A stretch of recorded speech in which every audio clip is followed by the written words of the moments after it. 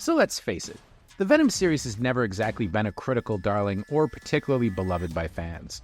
Done on a relatively modest scale for Sony's Spider-Verse and shackled by a PG-13 rating, this Tom Hardy-led franchise has, surprisingly enough, printed money for its home studio.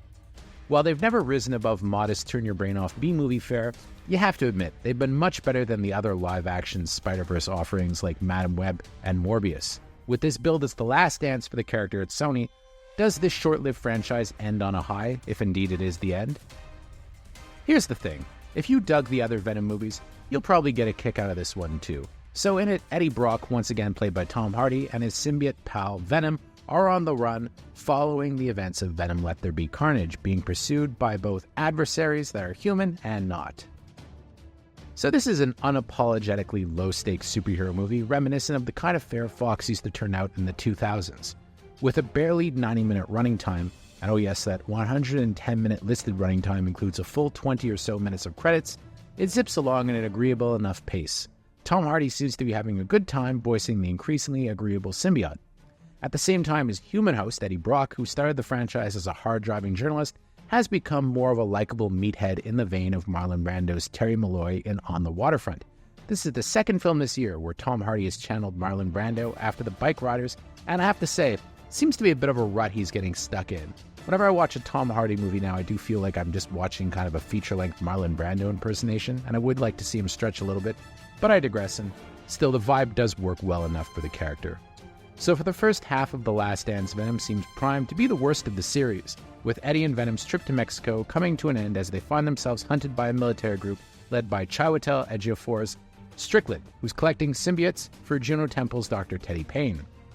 Venom 3's villain is impressively lame, even by recent Marvel standards, with Andy Serkis's Null, the creator of the symbiotes, who's been imprisoned by them only on screen fleetingly. All of the action is devoted to Venom fighting off monsters sent to recover the Codex, and it's just the same kind of monster over and over and over again.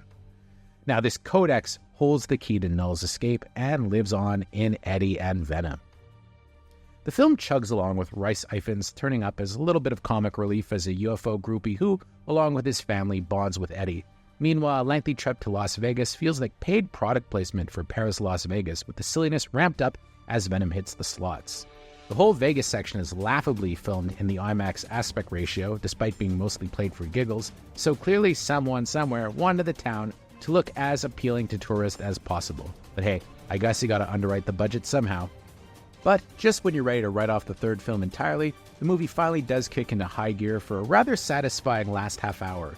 Here, Venom The Last Dance finally delivers the Venom film that we've really wanted from the start, with lots of symbiotes, turning minor characters like Clark Backo's scientist Christmas into people you want to see play a bigger role in the franchise if it was to go on.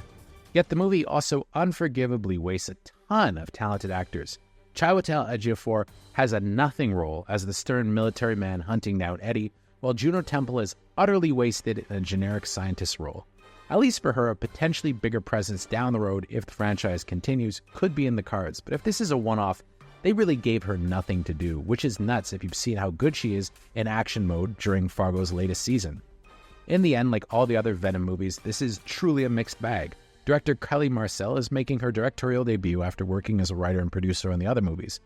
She certainly is as capable behind the camera as any of the other directors who've worked on the franchise, and she delivered a fun movie, with the last half hour offering us the best take on the character we've seen so far. But I dare say, it's maybe too little to redeem the franchise in a really big way.